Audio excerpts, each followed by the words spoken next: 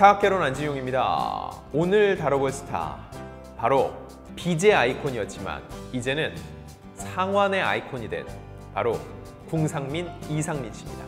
최근 이상민 씨가 화제를 모았죠. 다름 아닌 70억에 가까운 이 빚을 17년 만에 갚았다는 보도가 있었기 때문이죠. 자, 이를 두고 야, 어떻게 그 돈을 다 갚냐 라는 얘기와 더불어 역시 연예인 걱정은 하는 게 아니다 등 다양한 반응이 있었습니다. 1년에 평균적으로 4억씩 갚았다는 얘기거든요. 그런데 몇몇 톱스타들 같은 경우는요, 매해 수백억의 매출을 올리기도 합니다. 그런 것을 볼 때 이상민 씨가 17년에 걸쳐서 이걸 갚았다는 게 대단히 빠르다고 볼 수 없다는 반응도 있습니다. 자, 단순히 17년 만에 이상민이 69억 원이 넘는 빚을 다 갚았대. 이거는 보도를 통해 보셨죠. 이 얘기를 하자는 게 아닙니다. 실질적으로 어떻게 갚았는지, 그리고 저는 이상민 씨랑 실제로 몇몇 방송을 같이 한 적이 있습니다. 그 과정에서 이상민 씨가 패널인 경우도 있었고 메인 MC인 경우도 있었거든요. 그가 어떻게 생활을 했고 어떻게 이 빚을 갚아왔는지 제가 어느 정도는 옆에서 지켜봤거든요. 실제 목격담, 경험담을 토대로 해서 이 이야기를 전해드릴까 합니다. 먼저 빚 청산 선언한 이상민 씨 얘기를 짚어볼게요. 이상민 씨가 빚을 청산하겠다고 공개적으로 밝힌 건 처음입니다. 그동안 기사가 몇 차례 난 적이 있지만 모두 아직은 아니라는 입장을 냈었어요. 그런데 지난 3월 19일 방송된 SBS 미운 우리 새끼에서 새 집을 찾기 위해 제주도로 향한 이상민 씨의 모습이 그려졌는데, 내가 참 고생했다. 가을에서 겨울 사이 이상민의 뉴 라이프가 시작된다. 빚을 다 청산하게 된다. 무려 17년 동안 빚을 갚아왔다고 고백했습니다. 그럼 이상민 씨의 빚 어떻게 갚았을까요? 이상민 씨가 사업 실패로 69억 원이 넘는 빚을 떠안은 건 지난 2005년입니다. 그런데 빚을 안자마자 이상민 씨가 곧바로 방송 활동을 열심히 하는 것은 아니에요. 왜냐면 당시에 사업 실패와 여러 구설 때문에 이상민 씨를 쓰는 방송사가 별로 없었다는 거예요. 프로그램 자체가 별로 없었던 거죠. 그럼 이상민 씨가 본격적으로 일을 시작한 건 언제였을까요? 2012년 음악의 신을 통해서입니다. 이때 여기에서 굉장히 허풍 많은 음악 프로듀서, 모큐멘터리라고 하죠. 다큐멘터리 자체를 이렇게 극화시킨 형태입니다. 음악의 신을 통해서 다시금 인기를 얻었고요. 그 후에 제가 확인해 보니까 2012년 이후 12년 동안 이상민 씨가 출연한 예능 프로그램이 무려 80개가 넘습니다. 10년 동안 매년 평균 8개씩은 해왔단 얘기예요. 일주일이 7일이죠. 근데 8개씩을 유지했다. 하루에 한 번 이상씩 이상민 씨가 나온다는 얘기고, 결국 이상민 씨는 거의 쉬는 날 없이 일을 했다는 뜻입니다. 그리고 더 지니어스, 두뇌 싸움을 벌이는 예능이었는데 여기서 우승도 차지했습니다. 그때 우승 상금이 6,200만 원이었거든요. 그때도 제가 현장에서 인터뷰를 했는데 이 돈 거의 빚 갚는 데 썼다고 합니다. 그런데 당시 이상민 씨, 오래가는 프로그램, 장기 프로그램이 많지 않다가 2015년 JTBC 아는 형님 때부터 본격적으로 고정 프로그램이 많아지기 시작을 했죠. 그리고 2016년 운명의 프로그램이죠. 미운 우리 새끼를 만나게 됩니다. 여기서 궁상맞게 산다. 그래서 궁상민이라는 캐릭터로 인기를 얻었고요. 이 시기에 주목을 받으면서 이상민 씨는 정말 닥치는 대로 프로그램을 소화했습니다. 원래 메인 MC 특징은 뭐냐면요, 다른 프로그램에 게스트나 패널로 잘 참여하지 않습니다. 자기가 이미 메인 MC이기 때문이죠. 그 위치를 지키려는 관성이 있어요. 그런데 이상민 씨는 전혀 그렇지 않았어요. 메인 MC를 하면서도 웬만한 프로그램에서 단발성의 게스트 촬영도 다 해왔습니다. 그냥 스케줄이 맞으면 어디든지 달려갔다고 볼 수 있어요. 자, 그럼 이상민 씨의 출연료는 얼마 정도였을까요?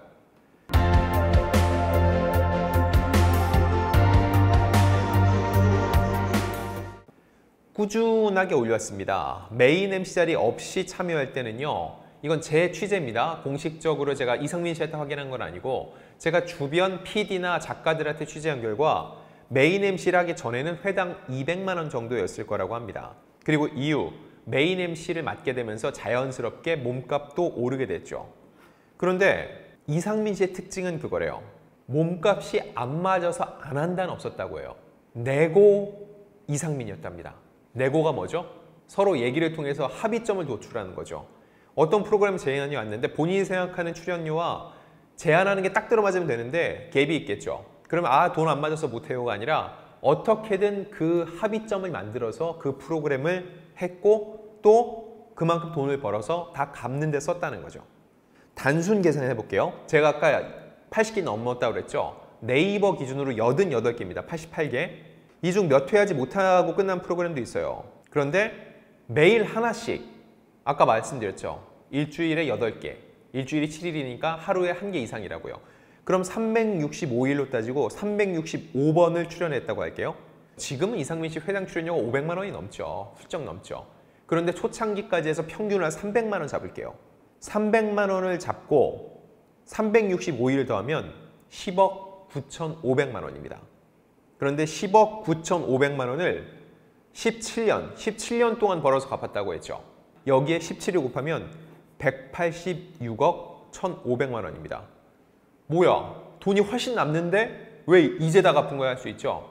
여러분, 세금이 참 무섭습니다. 일단 세금이 절반이에요. 이 정도 소득이면은요, 세율 구간이 절반에 가깝습니다. 그래서 남은 돈은 약 93억 정도? 이걸 소속사와 7대 3으로 나눈다고 했을 때 그러면 65억 정도예요. 근데 여기에 필요 경비 그리고 17년간 생활비를 썼겠죠. 그만큼 제외해야 되고 그럼 돈이 모자란데 할 수 있죠. 그런데 재방송료가 있죠. 기존에 출연했던 본방송 말고 재방송 때는 몇 분의 1로 깎이긴 하는데 또 출연료가 들어옵니다. 더불어 기타 광고, 또 이상민 씨가 홈쇼핑 출연도 꽤 많이 했습니다. 이런 걸 다 생각해보면 17년 동안 어떻게 70억에 달하는 돈을 모아서 갚았는지 대략적으로 계산이 가능하다는 거죠. 자, 그럼 올드스타의 경험, 제가 이상민 씨와 함께 방송 출연을 하면서 느꼈던 제 경험을 말씀드릴게요. 제가 2개의 프로그램을 같이 했습니다. TV조선 호박씨, 그리고 MBC 섹션TV 연애통신이에요. 호박씨는 메인 MC가 김구라 씨와 장윤정 씨였어요. 이상민 씨는 저와 함께 여러 주변 패널 중에 한 명이었어요. 2015년 정도 그때 방송을 했었고요. 섹션TV 연애통신은 2017년부터 2020년 이 프로그램이 종방 끝날 때까지 저와 함께 했습니다. 그래서 종방연 파티도 함께 했었거든요. 호박씨 땐 패널이었고 2015년이죠. 그런데 섹션TV 때는 2017년 그 사이에 인기가 많아져서 2016년에 미운 우리 새끼를 통해서 인기를 얻고 2017년에 섹션TV 연애통신의 메인 MC를 맡았습니다. 그래서 위상이 좀 달라졌어요. 그럼 호박씨 때 이상민 씨는 어땠을까요? 헤어 스타일리스트, 메이크업 아티스트, 스타일리스트 아무도 없었습니다. 이상민 씨가 직접 의상도 다 하고 왔고 현장에 오면은 또 분장팀 다 있으니까 거기서 수정받고 본인이 기본적으로 하고 왔어요. 혼자 다녔습니다. 운전도 직접 했고요. 현장에서 제작진이 주는 도시락을 현장에서 먹으면서 그러면서 돈을 모았습니다.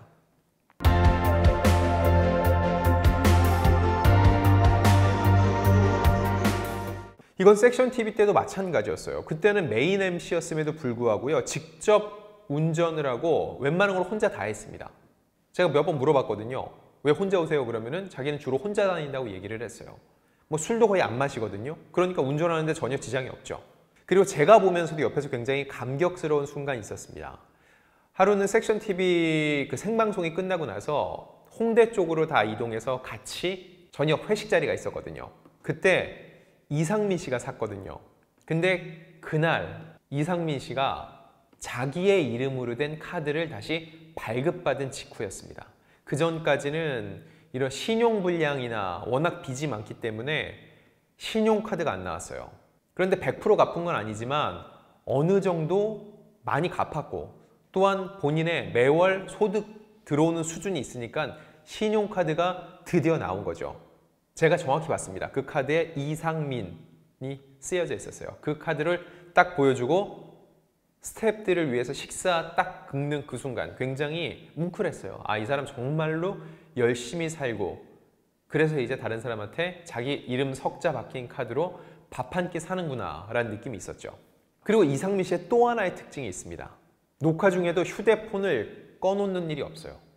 무음이나 녹화에 지장이 되지 않을 정도를 해놓고 갖고 있어요. 어느 날은 녹화가 딱 중간에 끊기면 잠깐 쉬었다 갈게요 하면은 불이 나게 가요. 물어본 적이 있어요. 왜 그러시냐고. 채권자 전화였습니다. 돈을 빌려준 사람이죠.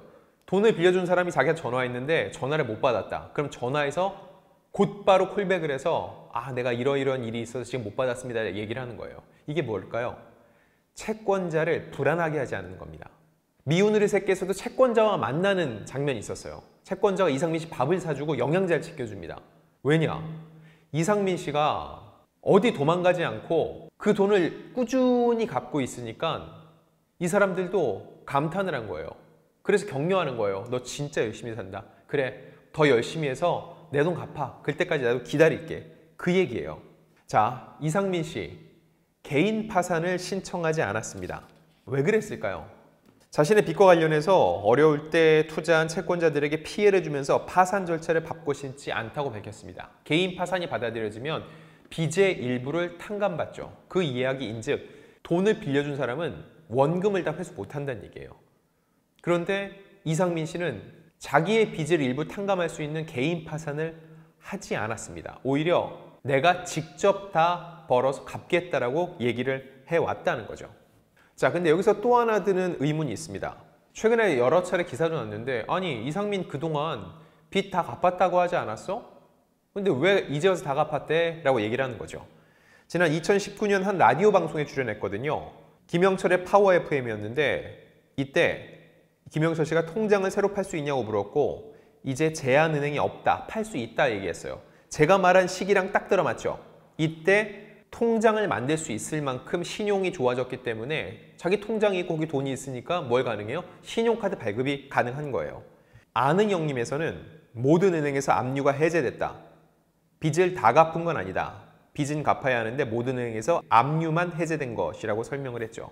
그런데 이런 기사가 났습니다. 2021년에 빚 70억 원을 대부분 갚았다고 했지만 지난해 돌연 빚이 늘어났다고 말하기도 했다라는 거예요. 왜 그랬을까요? 이게 빚이라는 게 그렇습니다. 기간이 있기 때문에 원금에 이자가 붙죠. 일부 채권자가 이자 및 장기 부채, 굉장히 오랫동안 묵은 빚이라는 이유로 당초 상환액보다 더 많은 액수를 요구하면서 빚이 많아진 거예요. 이제는 이상민 씨가 돈도 많이 갚았고 벌이 좋다 하니까 빌려줬던 사람들 입장에서 이제 원금만 갚아 하던 사람도 마음이 조금 바뀔 수 있겠죠. 너 이제 잘 버니까 그동안 내 돈 이 기간 동안 갚고 있었지 이제는 이자까지 쳐서 다 갚아. 이런 식으로 얘기를 했을 때 이상민 씨가 이걸 또 받아들였다는 거예요. 왜냐면 법정 이자를 쳤을 때 어느 정도 더 줘야 되는 거는 사실이라는 거죠. 그래서 최종적으로 빚을 상환하는 시기가 조금 더 늦어졌다는 겁니다.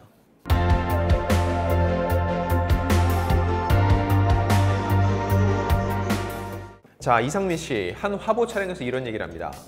일이 없는 것보다는 있는 게 행복한 거니까 열심히 일하고 있다. 한 달 중에 쉬는 날은 딱 하루다. 힘든 상황에서도 버텨왔던 이유는 인생에 오점을 남기기 싫어서였다. 69억 8천만 원이라는 금액이 한순간에 갚을 수 있는 돈은 아니다. 지금까지 많은 액수를 갚지는 못했지만 많이 갚게 될 수 있는 상황이 만들어지면서 결과적으로 목표 달성이 되면 좋은 소식을 들려주고 싶다라고 얘기를 해왔는데 실제로 그 좋은 소식을 들려주게 됐습니다. 빚은 전 생길 수 있다고 생각해요. 근데 중요한 건 내가 만든 빚을 내 스스로 내 힘으로 벌어서 갚겠다는 그 마음가짐을 끝까지 가져가는 게 중요한 것 같은데 이상민 씨는 17년에 걸쳐서 그걸 해냈다는 겁니다. 저도 이제 꽤 오랜 기간 이상민 씨와 함께 방송도 하고 곁에서 이 모습을 지켜봤기 때문에 정말 대단하다는 생각이 들고요. 올해를 기점으로 이상민 씨의 새로운 더 멋진 인생이 펼쳐지기를 저희도 기대해 보겠습니다.